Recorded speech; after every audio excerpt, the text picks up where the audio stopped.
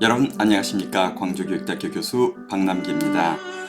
이 시간에는 거버넌스와 교육 지배구조와 관련된 이야기 두 번째 시간입니다. 앞 시간에서는 왜 거버넌스란 용어를 쓰고 있는지, 그리고 그거보다는 그 혼선을 범하지 않도록 하기 위해서 명확하게 원래의 새로운 의미를 사용할 때는 협치로, 기존의 의미로서는 지배구조, 통치구조로 쓰는 것이 오히려 더 솔직하고 명확한 것이다, 이렇게 설명을 했었습니다. 아무튼 이번 시간에는 그러면 이제 우리 교재에서 나오는 국가 수준의 교육 거버넌스인데, 그렇다면 이때 교육 거버넌스 뜻은 뭐겠어요? 협치라는 개념과 통치라는 개념이 전부 다 아우러진 그런 개념입니다. 즉 지배구조입니다. 지배구조인데 지배구조 중에서 참여하는 형태, 또 국민들이 함께 결정하는 형태, 그것은 별도로 협치라고 할 수 있고요. 이 지배구조 안에 이 협치가 들어있을 때 그 부분에 있어서는 별도로 협치라는 개념을 사용해야겠죠. 그래서 국가 수준, 지역 수준, 그 다음에 학교 수준 이야기를 간단하게 살펴보도록 하겠습니다. 자, 그럼 우리 교재 내용을 먼저 한번 살펴보면요. 교재에서는 국가 수준에서는 대통령, 결국 대통령이 최고 권한을 행사하겠죠. 부터 시작해서 이야기가 나옵니다. 그래서 이 부분을 제가 이제 정의해 놓은 것을 가지고 보면요. 여기에 중앙정부 차원에서는 아까 최고로는 대통령이 있다고 그랬죠. 그러니까 가장 교육 지배구조에서 가장 넓게는 여기서 말하는 협의는 아까 뭐라고 그랬어요? 협의는 어떤 그 참여형의, 이제 아니면은, 그러니까 여기에서 말하는 미안합니다. 여기서 말하는 협의는 중앙정부에서는 우리가 보통 중앙정부 그러면 누구만 생각하냐면 교육부 장관, 교육부를 주로 생각하죠. 그런데 넓게 보면 교육부만이 아니라 실은 대통령의 의지가 중요하고요. 이를 반영한 청와대가 중요합니다. 현재 교육문화수석실로 지금 있어요.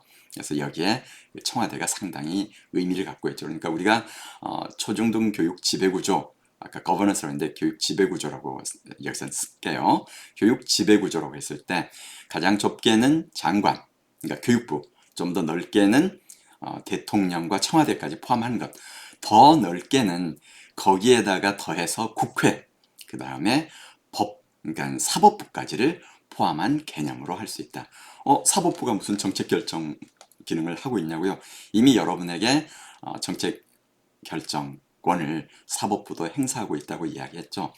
입법기관인 국회마저도 뭘 하다 잘 안 되면 어떡해요? 이 사람들이 가가지고 자기들이 법원에 가서 소를 제기하죠. 그래가지고 이걸 의미를 다시 재해석해달라, 뭐 이런 식의 저기를 하는 것을 볼 수가 있습니다. 그래서 여기서 지금 여러분에게 하고자 하는 얘기는 법원까지도 다, 그러니까 입법부까지도 포함이 된다, 이런 의미로 지금 하고 있습니다. 그러면 중앙정부가 그러하다면 지방정부는 어떠한가? 그러면 지방정부도 협의로는 교육감과 지역교육청의 교육장을 의미를 합니다. 그런데 더 넓게는 거기에 이제 좀 더 가면 지방자치단체도 포함이 되고요. 지방의회도 포함이 됩니다. 지방의회 안에 교육위원회가 있습니다. 앞에 있는 국회 안에 문화예술체육위원회처럼요. 그 다음에 이제 가장 넓게는 앞에 있는 그 협의의 광역교육청의 교육감과 지역교육청의 교육장과 지방자치단체와 지방의회에다가 지방교육협의회라는 것도 있어요. 아니면 현재 교육감협의회라는 것도 있고요.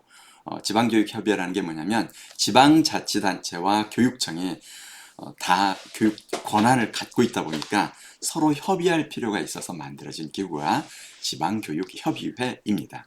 그 다음에 전국의 교육감들이 서로 모아서 교육감 협의회를 만들고 있습니다.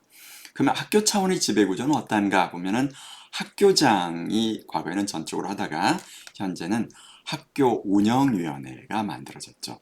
그리고 요새 지금 지역에 따라서 학부모회, 교사회, 학생회, 직원회까지 점차 공식 기구화되어 가고 있습니다. 이 전체가 아우러져서 학교의 지배구조로서 역할을 해가고 있습니다.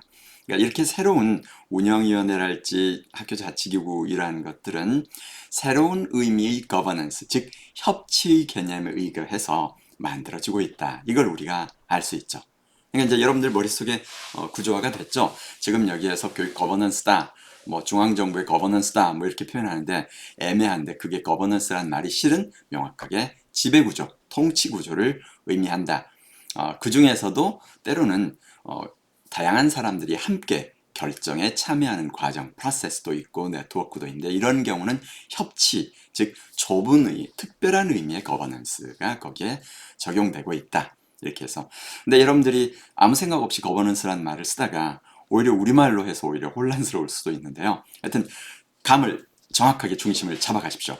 원래 지배구조, 통치구조야. 근데 다만 80년대, 70년대 이후부터 참여형의 지배구조가 등장하면서 유럽에서 거버넌스 표현을 재정의해서 새로운 의미로 쓰기 시작했다. 그게 우리에게 들어왔고, 지금 현재 우리나라에서는 새로운 의미로서 쓰기보다는 아예 넓은 의미의, 원래 기존의 의미의 거버넌스까지를 다 포함하는 의미로 사용하다 보니까 이걸 굳이 그렇다면 이 새로운 용어를 들여와가지고 혼란을 줄 필요가 없다. 이게 제 주장이다. 이게 주장의 요체입니다. 여기에 지금 이제 그래서 공식적 참여에다가 우리 교재에 보면 입법, 대통령 입법부, 사법부, 그 다음에 비공식 참여자에는 이익집단, 정당, 전문가집단, 대중매체, 일반 국민, 이 모두가 참여하는 협치 과정으로 지금 진행되고 있는 경우가 많다. 그러나 그렇다고 해서 모든 데 다 참여시켜주는 건 아니죠. 대통령, 입법부, 사법부가 각각 자기들이 독단적으로 결정해서 가는 경우도 있습니다. 그러면 그것은 지금 새로운 의미의 거버넌스는 아니란 말이에요. 그 경우가 바로 통치구조, 지배구조, 정책 결정구조, 이런 의미로 사용하고 있습니다. 그래서 이렇게 이제 협치가 성공이 되려면 조직화된 네트워크 기반이 있어야 돼요. 무슨 말이냐면요. 지금 일부 대학에서는 학생회가 구성이 되지 않고 있습니다. 사람들이 관심이 없어요. 근데 학교에 있어서 이제 앞으로 학생회의 역할은 더욱더 중요해졌습니다. 이유는 대학 총장 선출 방식을 결정할 때도 과거에는 교수들끼리 결정했어요. 그러나 이번에 지금 법이 지금 통과된 걸로 제가 알고 있는데요. 법이 통과돼서 이제 아직 공표는 안 됐어요. 그런데 행정부에서 이제 최종적으로 대통령이 공표를 하겠죠. 그런데 그때 그 안에 내용이 뭐가 되냐면 총장 선출 방식은 대학 구성원이 합의를 통해 결정하는 걸로 바뀌었어요. 그러면 모든 구성원이 모여서 할 수 없기 때문에 교수회, 학생회, 직장 직원협의회가 함께 힘을 모아야 될 텐데, 이 학생회가 제대로 구성되어 있지 않으면 이러한 협치 구조가 작동하기가 어렵습니다. 그래서 조직화된 네트워크 기반이 필요하죠. 실제 학교 운영에도 그렇죠. 학교 운영위원회가 형성이 되려면 이 학부모 대표도 와야 되고 지역사회 대표도 와야 되는데 저기 다들 맞벌이, 그 중에서도 중간에 시간을 내서 오기 어려운 뭐 막노동에 가까운 이런 맞벌이를 하고 있는 학부모가 줄을 이루는 지역에서는 학교 운영도 되게 어려워요. 근데 거기다가 교육자치기구로서 학부모회도 결성하라 이렇게 하면 그 학교 교장선생님들은 엄청 힘들어합니다. 선생님들도 힘들어해요. 자기 반에서 그걸 참여자를 만들어야 되니까. 근데 이렇게 조직화된 네트워크 기반이 있을 때 협치가 성공할 수 있고요. 그 다음에 이질적 공동체 상황에서의 협치, 이렇게 하는데 예를 들면 저희 대학 같은 경우에 동문회라고 했는데, 동문회 그러면 하나의 협의일 것 같은데 그렇지 않아요. 그 안에 다양한 입장을 가진 또 다른 그 갈등 관계가 존재하는 것을 볼 수 있습니다. 그 이외에도 NGO, 우리가 말하는 시민단체를 참여시킨다 그럴 때도요. 여러분 어때요? 시민단체도 크게 둘로 나뉘죠.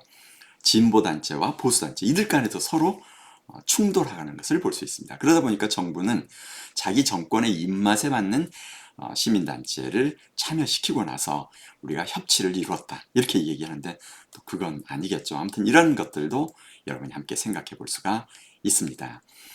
지금 여기에서 보면은 우리 이제 중앙과 지방의 지배구조, 여기에서 교육감과 교육부 장관, 그래서 임기, 인사권, 재정권, 관련 집단 관련해서 임기와 인사권 자신 이런 게 전부 다 법에 규정이 돼 있습니다. 관련 집단 이 중앙에서는 대통령과 청와대, 그다음에 교육부가 있고요. 또 각부 장관과 지자체장이 있고 국회와 시도의회, 그다음에 언론, 교육단체, 시민단체 등이 거기에서 중앙과 지방에서 그 역할을 하고 있다. 대통령은 최종적인 결정권을 행사하는 사람이고 또 교육정책 결정 체제마저도 구성하고 변화시킬 수 있는 권한을 행사하고 있고 인사권을 가지고 있습니다. 그다음에 교육부는 여기에 있는 것처럼 여러분이 제반, 교육과 관련된 정책을 총괄하고 또 사무를 관장하고 있고요. 또 의제 설정에서 형성, 집행, 평가 여기에 대해서 큰 영향력을 행사하고 있죠. 그래서 실제로 우리 교사들이 늘 불만이 있는 것이 교육부가 너무 중앙 집권적으로 일방적으로 결정한다 이렇게 얘기하고 있고요. 그러나 교육부 관료들은 그렇게 생각지 않습니다. 반대로 정말 모든 사람의 의견을 다 들어서 하고 있다. 다양한 집단의 의견을 듣는다. 그런데 관련 위원회 가보면 학생 대표, 학부모 대표, 교수 대표, 누구 대표 이렇게 오는데 그냥 대표라기보다는요, 자기네와 어떤 관련이 있는 사람들을 불러온다. 그러니까 한 개인이지 그 사람들이 전체 의견을 수합해서 그 자리에 오는 게 아니잖아요. 또 보면은 그 안에 조직별로 교직단체 대표다면 거기에 진보단체, 그러니까 예를 들면 전교조와 예를 들면 한국교총 대표가 와야 할 텐데 어떨 때는 보면 전교조만 오거나 교총만 와가지고 그걸 교직단체의 대표라고 또 할 수도 없겠죠. 또 오는 사람들도 교사 의견을 다 수렴해서 오는 게 아니더라고요. 이제 이런 부분들을 볼 수가 있습니다. 아무튼 이 전문적 지식과 기술, 정보의 독점, 그리고 행정 조직의 계속성과 장기적인 재직, 이걸로 인해서 교육부의 영향력이 계속 커지다 보니까 이제는 이 다양한 목소리를 수렴하기가 어렵다 해서 교육부 해체론도 자꾸 등장하고 있는 것이 사실입니다. 그러나 저는 교육부 해체론에 대해서는 찬성하지 않습니다. 그건 또 제가 써놓은 글들에 보면 이유가 상세하게 들어있는데요. 거기에 대해서 조금이라도 궁금하시면 여러분들이 이 글을 한번 보실 수가 있습니다. 여기에서 아까 국가교육위원회와 고등교육위원회 하는데 제가 여기 그 국가교육위원회 설치에 관한 또 연구를 해놓은 게 있거든요. 교육부 이렇게 해가지고 한번 쳐서 찾아보겠습니다. 국가교육위원회 여기에 한국형 국가교육위원회 모형 탐색 이런 논문이 있는데 이 논문 안에 들어가 보면 여러분들이 제가 왜 교육부를 없애면 안 된다고 하고 있는지를 상세히 볼 수가 있습니다. 그래서 나중에 관심이 있으면 이 사이트에 가서 이 논문을 한번 살펴볼 수 있기를 바랍니다. 자, 그 다음으로 이제 넘어가면 입법부에서는 법률의 재개정 폐지를 담당하고 있고요. 그 다음에 이제 여러 가지 일반 국정에 관한 역할과 권한을 수행하기도 한다. 사법부는 법률 심사, 법령 해석을 통해서 계속 정책 집행 혹은 정책 결정 과정에 참여를 하고 있다. 어떤 사안에 대해서는 사법적 판단을 하는 형식으로도 촉진 또는 방해한다. 예를 들면 이번에 자립형 사립고를 행정부가 폐지하고자 하자 소를 제기했죠. 그래가지고 이 자립형 사립고들이 다 이겼어요. 이렇게 되면 이 정책 집행을 무효화시킨 결과를 초래한 거죠. 그 다음에 우리나라 지금 사법부는 헌법재판소, 법원인데 각각 거기에 사는 것도 여기에 소개가 되어 있습니다. 헌법재판소는 위헌법률심판, 탄핵, 권한쟁의심판, 그 다음에 헌법 소원심판, 그리고 정당해산심판권이 있고요. 법원은 쟁송재판, 명령규칙심사권이 있다. 이렇게 얘기를 하고 있습니다. 그리고 이제 지금 그 지배구조와 관련해서 이슈가 되고 있는 것이 지방자치하고 현재 학교자치입니다. 근데 학교자치 혹은 여기서 지금 자치라고 표현하고 있는데 자치하고 또 우리가 자유를 하고 좀 차이가 있어요. 거기도 좀 설명을 하도록 하겠습니다. 그래서 지금 그 교육과 관련해서 지방교육자치제도가 실시가 되고 있는 건 알 거고요. 누가 통치할 것인가? 즉 이제 지배구조에서 이러한 논쟁이 진행이 되고 있습니다. 근데 현재 보면요, 지방자치법이 있고 지방교육자치에 관한 법률이 있어요. 그래서 지방자치법이 그러면 왜 여기에서 교육자치법도 아닌데 언급을 하는가 하면요. 여러분들 이 지방자치법에 가보면 놀랍게도 이 지방자치법 여기에 지금 제 몇 조냐면요. 제9조 지방자치단체의 사무 범위가 있는데 그 안에 이 5항에 가요. 교육, 체육, 문화, 예술의 진흥에 관한 사무 그래가지고 지방자치단체장, 즉 도지사 혹은 광역시장도 이런 각종 학교의 설치 운영 지도 또는 도서관 운동장 뭐 이러한 제반 체육문화시설 또 밑에 오면은 교회 이러한 그러니까 뭐예요? 이런 걸 다 지방자치단체도 할 수가 있어요. 설치, 운영, 학교, 각종 학교 설치 운영 중 평생교육에 관한 권한도 가지고 있습니다. 그래서 양자가 지금 충돌하는 것을 볼 수가 있습니다. 이걸 다시 돌아가 보면요. 그래서 여기에서 지금 아까 이제 지방 수준의 얘기를 할 때 현행 지방교육자치에 관한 법률에서 또 가보면 교육감과 교육위원회 이런 게 있는데 교육감은 이런 집행기관으로서 교육위원회는 국가의 입법기관처럼 어떤 사안을 결정하는 기관으로서 그렇게 되어 있는데 실제로 보면 우리나라 대통령하고 비슷하게 지방의 교육감들은 교육 대통령 행세를 실제로 하고 있고요. 또 지방의회에서 그렇게 견제를 잘 하기가 어렵습니다. 그러다 보니까 제가 대한민국의 교육감은 제왕적 교육감이다 이렇게 표현을 하고 있습니다. 지금 지역별로도 이제 교육감을 서로 하려고 하는 이런 좀 이상한 일이 벌어지고 있고요. 제가 이상한 일이라고 하는 이유는 정말 개인이 희생과 봉사를 해야 되는데 너무 많은 사람들이 교육감 부분은 특히나 서로 하겠다고 나오는 그러한 해프닝이 벌어지고 있습니다. 그리고 일단 되고 나면 이제 개인의 철학에 의해서 좌지우지되는 것을 볼 수가 있어요. 국가 차원에서는 그걸 막기 위해서 이미 국가 차원의 국가교육위원회 설치법이 통과가 됐습니다. 그러나 지방에는 아직 그 법을 지방과 관련해서는 만들지 않고 있는데 제가 볼 때는 지방에도 반드시 지방교육위원회,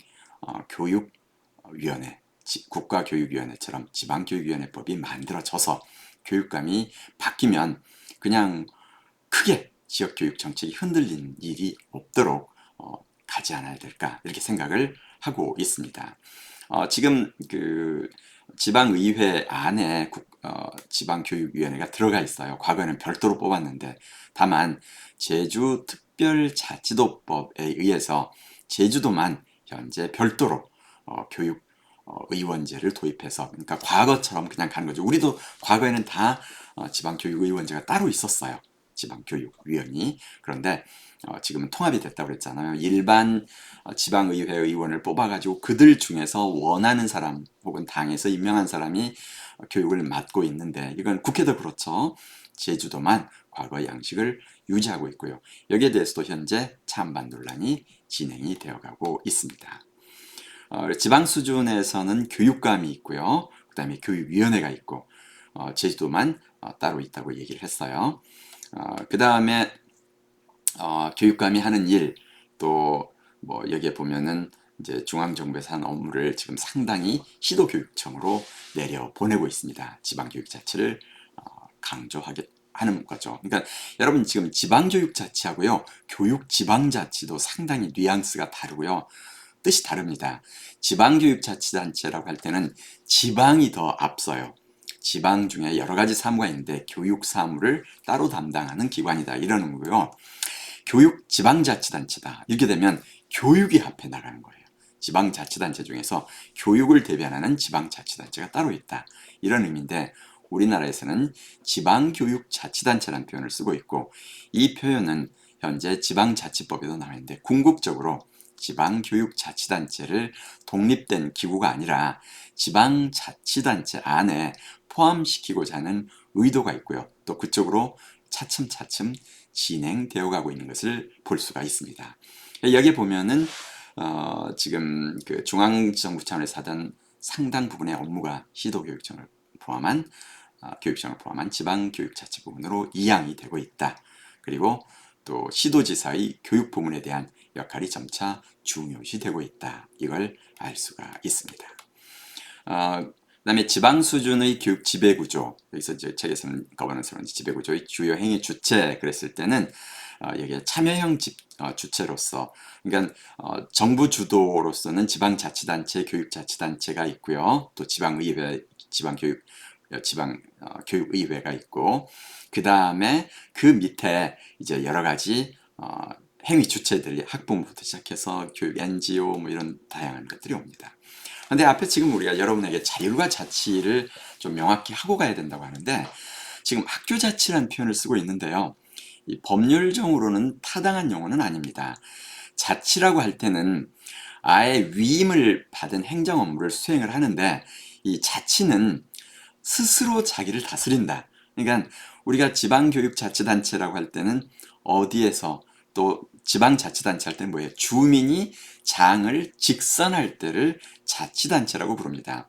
따라서 주민이 직선하지 않고 교육감이 임명하는 지역교육청은 지방교육자치단체가 아니에요. 그죠? 근데 시도지사를 직선을 하는데, 그렇다고 해서 그러면 구청이나 아니면 구청장이나 군수를 직선하지 않느냐? 직선을 하죠. 그래서 거기를 풀뿌리 자치단체, 민주주의라고 얘기를 하고 있습니다. 이것 때문에 앞으로는 어려운 지역에 대해서는 교육장도 차라리 직선을 하자, 이런 얘기도 나오고 있습니다. 임명된 교육장이 왔는데 보니까 이제 정년을 앞둔 사람이고, 가능하면 문제가 안 생겼으면 하는 정도로 소극적으로 지방교육을 관장하고 있다 보니까 그 지역에서 의욕적으로 어떤 일을 하고자 하더라도 비협조적인 경우가 많다. 이런 비판 속에서 말했던, 차라리 지방자치단체, 즉 군수가 임명을 하거나 아니면 군수와 같이 러닝메이트로 나오거나 이렇게 해달라는 요구도 일부 지역에서는 생기고 있는데, 아마 이런 것들도 대통령 공약으로 나타날 수 있지 않을까, 이런 생각을 하고는 있습니다. 그래서 지방교육 자체의 조건, 그래서 교육 당사자들의 자주적인 의사결정, 자주적인 참여에 의한 교육이 이루어질 수 있도록 자치사무, 자치입법, 자치재정, 자치인사권이 보장이 될 거죠. 그래서 교육감에게 지금 인사권이 보장이 되어 있잖아요. 이 근거는 우리 헌법 제31조 4항 교육의 자주성에 있다, 이렇게 얘기를 하는데, 물론 법 해석을 달리하는 경우도 있습니다. 근데 교육자치, 그럼 여러분 신기하게도 여기서 보는 것처럼 중앙정부 차원에는 교육자치가 인정되지 않죠. 그죠? 중앙정부가 있고 거기에 중앙교육정부가 따로 있는 게 아니잖아요. 교육부는 대통령이 임명하는 정치인으로 지금 주로 정치인들이 많이 가고 있습니다. 그 다음에 행정부서로서 교육부의 그러니까 대통령의 명을 받들게 되어 있습니다. 중앙정부는 교육자치를 불인정하고 있습니다. 그 다음에 국회의원을 뽑을 이제 교육부 장관도 뭐 교육에 관한 어떤 전문성이나 뭐 이런 게 가지고 있는 것도 아니고요. 또 당에 속하지 않아야 되는 것도 아니잖아요. 그래서 중앙정부에서는 오히려 극히 정치적인 인물이 교육부 장관 역할을 수행하고 있고, 실제로 정치인들입니다. 많은 경우에 있어서요. 그런데 희한하게 지방으로 내려오면 교육의 정치적 중립, 그래가지고 교육감 선출 조건에 당적을 가지면 안 돼요. 당적을. 그리고 정치인으로 활동하면 안 된다. 옛날에 5년이었다가 요새는 그 기간을 이제 자기들이 줄였어요. 그러면서 이제 지금 정치인들이 대거 교육감으로 오고 있습니다. 근데 정치인들은 자기가 당의 조직을 가지고 있기 때문에 선거에서 극히 유리하겠죠. 그러한 모습들이 현재 드러나고 있는데요. 법적으로는 정치 조직의 도움을 받아서는 안 되지만, 현실 속에 보면 투표, 선거라는 것은 결국 조직 싸움인 경우가 많아요. 그래서 앞으로는 이런 추세로 간다면 점차 교육감도 정치인들이 주도적으로 그 자리를 차지하지 않을까, 이렇게 생각을 하게 됩니다. 중앙정부 차원에서 불인정하는데 지방과 시도교육청이 있고요. 밑에 내려오면 교육지원청, 학교, 학급, 이런 순서로 이렇게 범위가 들어가고 있습니다. 학급자치라는 말도 들어볼 수 있죠, 여러분. 가고 있습니다. 권한위임에 관해서는 지금 우리 교재 범위는 아닙니다. 그래서 이 부분에서는 현재 지방교육자치 교육자치법 제20조에 보면 이러이러한 사항들을 한다. 그 다음에 꼭 이제 이런 게 있고요. 그 다음에 교육자치를 강화한다면 책무성이 확보되어야겠죠. 이런 부분도 생각할 수 있고요. 그 다음에 현재 지방교육자치에 대한 헌법재판소 판례도 상당히 많이 나타나고 있습니다. 그래서 여기에 그러한 것들도 있는데 여기서 뭐 제가 소개는 하지 않겠습니다. 그 다음에요, 여기에 지금 이제 지방교육자치법에서 보면은 교육의 자주성, 점성, 지방교육의 특수성 이런 것들이 소개되고 있는데 중앙정부에서는 교육자치, 교육 전문성을 보장하지 않는 이유는 뭘까? 여기서 국회의원도 꼭 교육적 전문성을 가진, 교육 전문성을 가진 사람이 국회 교육위원으로 활동하는 게 아니에요. 그래서 왜 지방에만 그러나? 그 다음에 이제 여기서 우리가 또 생각해 볼 수 있는 것이 학교 자유를 넘어서 학교 자치를 보장해야 한다. 요새 지금 학교 자치라는 표현이 널리 나오고 있어요. 근데 아까 얘기했죠. 실은 학교 자치라는 표현을 쓰려면 학교의 장을 구성원이 선출을 해야 돼요. 그럴 때 학교 자치라고 할 수 있고요. 지금은 학교 자율이라고 보는 것이 타당할 것입니다. 근데 요새 학교 자치란 말이 이제 학교 민주화 또 뭐 교육 민주화라는 말을 가지고서 널리 사용은 되고 있습니다. 근데 지방자치와 교육자치가 현재 충돌하고 있다고 그랬어요. 법령상으로 중앙정부와 지방자치단체가 유초, 중등학교의 교육에 관한 권한을 갖고 있어서 충돌하고 있고요. 그러니까 중앙정부하고 교육감이 자꾸 충돌합니다. 법상으로 이게 함께 돼 있어요. 근데 여러분들 그 의사소통에서 서로 다른 두 곳에서 의견이 내려오면 밑에 하급자 입장에서는 상당히 혼란스러워요. 이게 그동안에 과거에 중앙정부와 교육감이 충돌할 때 학교가 겪었던 혼란입니다. 중앙정부에서는 예를 들면 이제 교육의 정치적 중립을 지키지 않았다고 해서 집회에 참여한 교사를 다 파면시키라, 징계하라, 중징계하라고 내려왔고 또 교육감들은 할 수 없다. 그건 내 권한이다. 이렇게 가지고 충돌했던 경우가 있어요. 그래서 헌법소원까지 가기도 하고 그랬는데요. 아니, 대법원까지. 그래서 지방자치와 교육자치의 통합. 근데 지금 문제가요. 지방분권 및 지방행정체제 개편에 관한 특별법 제12조에 보면 국가는 교육자치와 지방자치의 통합을 위해 노력해야 한다. 법에다 이렇게 명시를 해놨어요. 그래서 대한민국 정부는 지금 교육자치를 지방자치로 통합하는 것을 법에 명시를 하고 그쪽을 향해서 나아가고 있다. 이렇게 여러분이 이해할 수 있어요. 만약 교육자치가 분리 독립돼야 된다고 한다면 이 법 조항을 삭제를 하고 오히려 반대로 교육자치의 특성을 살리기 위해 노력해야 한다. 이렇게 바꿔야겠죠. 현재 이제 지방자치법에 보면은 아까 앞에 설명했던 그 내용이 지금 여기에 소개가 돼 있고요. 또 교육지방자치하고 지방자치에서 여기에 보면은 지방자치단체의 교육, 과학 및 체육에 관한 사무를 분장하기 위해 별도의 기관을 둔다. 이렇게까지 되어 있어요. 그러니까 지방자치단체 안에 교육을 관장할 기관을 둔다. 그러면 교육자치단체도 있는데 이게 충돌이 되겠죠. 그런 부분들을 보고요. 또 지방자치단체, 지방교육자치에 관한 법률 제41조 보면 이 지방교육행정협의회를 둔다고 되어 있는데 이게 잘 가동이 안 돼요. 일부 지방자치단체장들은 거기에 전혀 관심이 없는 경우가 있어서 실제로 잘 만들어지지 않고 있더라고요. 그 다음에 이제 그래서 제가 여기다가 옛날 충북교육행정협의회라는 게 있는데 봤더니 뭐 17개월 만에 한 번 정도, 그러니까 거의 안 만나는 거죠. 이런 걸 확인할 수가 있었습니다. 그래서 교육계는 이것을 별도로 헌법 개정할 때 교육 자체에 관한 규정을 포함을 시켜가지고 아예 갔으면, 그래서 지방교육자치법을 교육자치법으로 개정해달라. 이게 교육계의 염원인데 중앙정부 차원에서는 생각하지 않고 있습니다. 여기 제가 지금 학교 자율권 확대와 교육 지배 구조의 쟁점 그런데 자율권을 어디까지 확대할 거냐. 그래서 중앙정부로부터 지금 교육감들은 자꾸 많은 권한을 위임을 받고 있는데 그 위임받은 권한을 학교로 내려 보내야 하는데 심지어 평가권까지도 교사가 법에 의해서 보장받은 평가권도 교육감이 행사를 해요.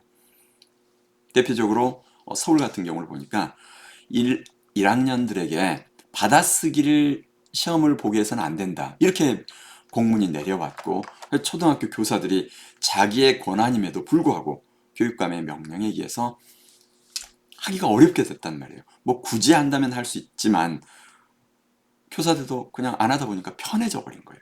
이게 지금 우리의 많은 아이들의 기초학력 저하로 나타나고 있다. 이게 제 주장이기도 합니다. 아무튼 지금 상황에서 보면은 교육과정 운영의 자율성을 지금 확대해달라. 그러면 실제로 학교로 내려보내야 할 텐데 지금 교육감들의 의향은 그게 아닌 것 같아요.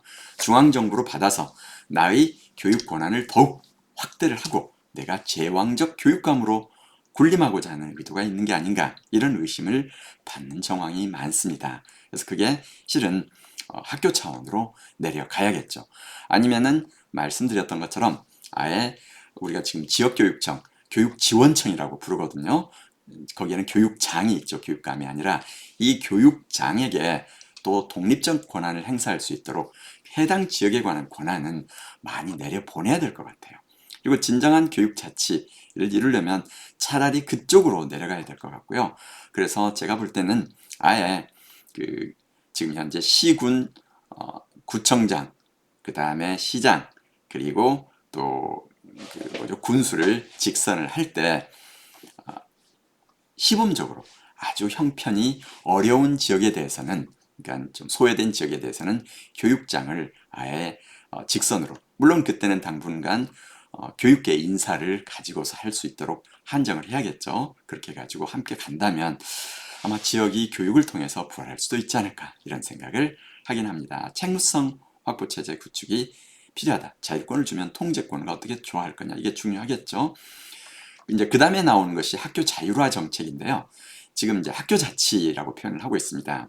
이건 2008년부터 그러니까 이명박 정부 때부터 그 전에 물론 노무현 정부 때도 시작을 했었습니다. 그래서 정부가 학교 자율화를 시도를 했어요. 그러니까 자율권 확대 자체를 근데 목표로 하다 보니까 여기서 제가 militaristic policy라고 하는데 이게 수단과 목표가 전도되는 것, 즉 자율권 확대의 궁극적인 목표는 그걸 통해서 지역 학교의 특성에 맞게 그 다음에 구성원들이 자기 스스로 결정하기 때문에 자기가 가진 역량을 100% 이상 발휘해서 보다 재미있게 학습하고 학생이 성장할 수 있는 공간으로 만드는 것이 목표인데 우리가 정부에서 내려올 때는 그게 아니죠.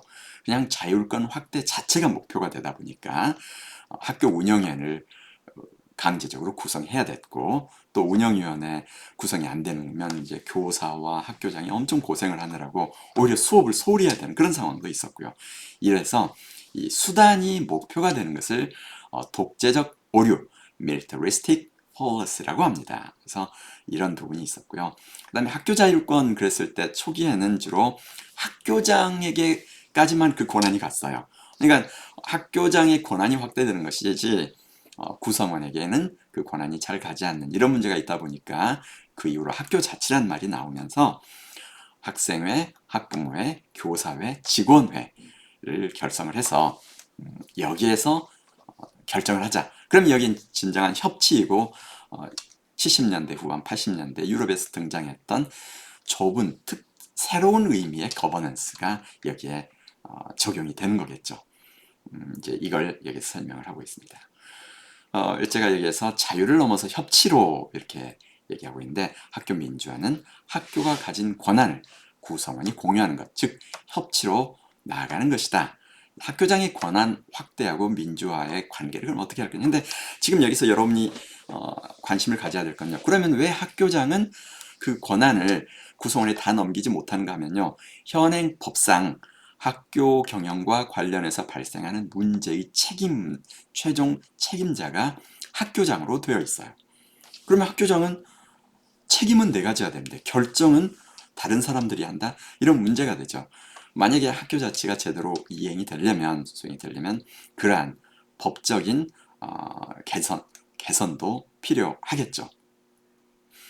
여기에 이제 그 현재 학교 경영 민주화가 보장되지 않을 때, 협치가 보장되지 않을 때 결국은 교장 개인의 역량, 성향에 따라서 차이가 아주 크다. 그런데 지금도 어떤 학교는 교장이 극히 권위적인 경우가 있습니다.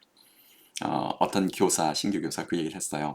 전남에 근무하다가 광주로 다시 시험 봐서 온 교사에게 광주하고 전남의 차이 그랬더니 자기가 근무한 학교의 차이긴 하겠지만 전남에 근무할 때는 교장 선생님이 무서워서 어떤 얘기를 하기가 어려웠다. 또 뭐라 그러면 막 자꾸 화를 냈다. 근데 여기 왔더니 너무 수평적이더라. 그 얘기를 했어요. 물론 이제 그 학교 자체가 지금 혁신 학교이고 또 교장 선생님이 극히 민주적인 또 동료 교사의 관점에서 바라보는 학교에서 그런 차이가 있었으리라고 생각은 합니다. 전남이기 때문에 그런 건 아니고 전남에도 혁신학교랄지 무지개학교 뭐 이런 데 가면은 극히 민주적이긴 합니다. 근데 그렇지 않은 일부 학교에서는 상당히 권위적인 교장이 있고 이 권위적인 교장이 있는 학교에서는 현행 법상 교사들이 어떻게 대응하기가 상당히 어려운 그러다 보니까 학교가 자꾸 충돌하거나 이런 상황도 볼 수가 있습니다. 그 다음에 이제 이렇게 교사와 교장이 충돌하게 되면 결정권도 없는 학교의 재학생, 학부모가 피해를 입는 상황이 발생한다. 제가 여기에서 학교 경영 협치, 요새 자치라고 표현하는데 성공 조건 그랬을 때 교장 선택권이 있을 때 그게 자치다. 입법권, 조직 운영의 기본 원칙, 또 혹은 조직 구성원이 정한다. 그러니까 기본 원칙도 구성원이 정한다. 협치기구, 학교 안에 학교 운영위원회, 교사나 학부모, 학생회가 만들어져야 된다. 근데 이런 협치를 설치할 때, 추진할 때 선택 설계적 접근을 하라. 이게 뭐냐면 그 지역사회의 특성에 맞아야 되고 구성원의 요구와 역량에 맞아야 되고 또 구성원의 경험도 고려를 하고 그 다음에 그 여러 가지 그의 것들을 함께 고려하면서 만드는 게 좋다. 이렇게 제가 설명을 하고 있습니다. 우리 책을 토대로 해서 설명하면 여기에서 이제 있는 것처럼 개인의 특성이 뭐 학교 거버넌스라고 했는데요. 학교 차원의 지배구조 그랬을 때는 그 개방적 체제로 가고 있다. 현재 그다음에 다른 나라들에서도 주로 학부모의 교육 선택권을 보장하는 쪽으로 가고 있다. 그래서 참여가 지금 확대되어 가고 있고요. 앞으로 우리나라도 점차 참여는 확대될 것이라고 생각하는데 엊그제 어느 학교를 갔더니요. 물론 그 학교 학생이 한 200여 명밖에 되지 않았지만 학부모 협의회를 한다고 그렇게 교장이 연락을 했는데 딱 2명이 나타났대요.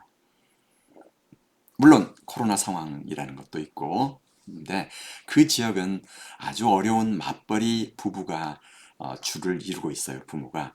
그래서 근무 중에 빠져나올 수 있는 여건이 되지 않는단 말이에요. 이런 상황들을 볼 수가 있습니다. 그다음에 학교 지배 구조에서도 시대에 따라서 이렇게 우리가 가는 것이 중요하다. 지금 현재 학교 자체가 중요한 이슈로 등장하고 있다. 이렇게 얘기를 하고 있습니다. 그래서 90년대 이후로 우리 학교 운영위원회 설치되게 되는데 우리 책에서는 이 학교 운영위원회에 대해서 조금 상세히 설명을 하고 있습니다. 여러분 보면 학교 운영위원회 구성 비율이 일반 학교와 특성화 고등학교 그러니까 다른 것을 볼 수 있습니다. 일반 학교에서는 학부모위원 비율이 더 높고요. 그 다음에 지역위원 비율이 더 낮습니다. 그런 교사위원 비율도 높고요. 그런데 특성화학교는 학부모 교사위원보다는 지역위원이 더 높아요. 이유는 특성화학교는 지역사회 취직을 해야 되고 그래서 지역의 기업처랄지 이런 쪽을 더 배려한 탓이다. 이렇게 생각하면 됩니다. 그 다음에 학교 운영위원회라고 하는 것이 뭘 하고 있는지 뭐 이거 다 읽어보면 이해가 되고 또 학생들의 의견을 반영을 할 수가 있어야 된다. 그래서 여기 학칙 또 시도의회의 조례로 정하는 바에 따라서 학생 대표가 학생의 학교 생활에 관련된 사항에 대해서는 의견을 수렴해서 운영위원회 제안이 가능합니다. 그래서 여기에 제안을 가능하지만 현재 학교 운영위원회 학생 대표가 참여하고 있는 건 아니에요. 그 차이를 잘 기억하기 바랍니다. 그 다음에 학교 운영위의 학교 구성 집단의 조직 그런데 학생회, 학부모회, 교사회 뭐 이런 게 있고요. 점차 법제화 되어가고 있는 상황에 있다. 이렇게 얘기를 하고 있습니다. 제가 이걸 쭉 해가지고 현재 중앙정부 차원의, 지방정부 차원의, 그 다음에 학교 차원의 이 쟁점들이 그동안에 뭐가 있었는지 이걸 쭉 정리해 놓은 건데 그냥 참고만 하기 바랍니다.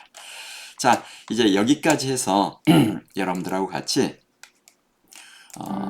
중앙정부, 그 다음에 지방정부, 그리고 그 학교 차원의 지배구조, 정책 결정구조, 통치구조에 대해서 다뤄봤습니다. 그래서 중앙정부에서는 어떤 게 있고 또 지방정부에는 어떤 게 있고 뭐 이런 얘기들을 쭉 했는데 이해를 돕기 위해서 뭐 다시 한번 쭉 살펴볼 수는 있긴 한데요. 제가 굳이 그렇게 안 해도 되겠죠? 그래서 여러분들하고 같이 이 교육 지배구조라는 표현을 내가 쓰는 이유가 뭔지를 설명을 했었어요. 우리 교재에서 교육 거버넌스라고 표현하는데 솔직하게 그냥 교육 지배구조다 이렇게 표현하고 그 지배구조 중에서 통치형 지배구조가 있고 그 다음에 협치형 지배구조가 있다. 이렇게 명확하게 뜻을 구분해 주는 게 좋습니다. 그래서 대통령, 교육부, 국회, 입법부에서 일방적으로 하는 것은 통치구조죠. 그러나 어떤 걸 결정할 때 의사를 물어서 그들이 직접 결정 주체로 참여하도록, 그러니까 함께 결정권을 가지고 있을 때가 협치인 거예요. 그냥 의견만 물어서 하는 것을 협치라고 하지는 않습니다. 그런 의미에서 보면 앞으로 상당 부분이 협치 쪽으로 나가지 않을까. 근데 여러분 협치 그럼 다 좋은 걸로 생각하는데요. 그때 문제점은 누가 그 결과를 책임질 것인가의 부분입니다. 책임자가 없다면 이 협치 구조 속에서는 무책임한 결정이 이루어질 수도 있다. 이렇게 생각할 수가 있죠. 그래서 오늘 여러분과 논의했던 이런 관점들을 염두에 두면서 이 지배구조 속에서는 지방자치에 관한 것, 그 다음에 중앙정부의 권한 위임에 관한 것, 그 다음에 현재 정책 어젠다로 채택은 되어 있지 않지만 지방교육위원회도 별도로 협치기구로 만들어야 한다는 저의 주장, 그리고 학교 차원으로 오면 학교자치라고 얘기하고 있지만 실은 학교 자율 형태를 띠고 있고, 만약 진정한 자치가 되려면 교장을 구성원이 선출해야 되는데 우리 상황에서는 저는 학교의 구성원이 선출하는 것을 찬성하지는 않습니다. 그렇다 하더라도 학생과 관련된 중요한 결정에는 학생이 결정권자로 참여하는 이러한 방식으로 앞으로 나가게 되리라 기대를 합니다. 자, 여러분, 그러면 오늘 강의는 여기서 마치겠습니다. 고맙습니다.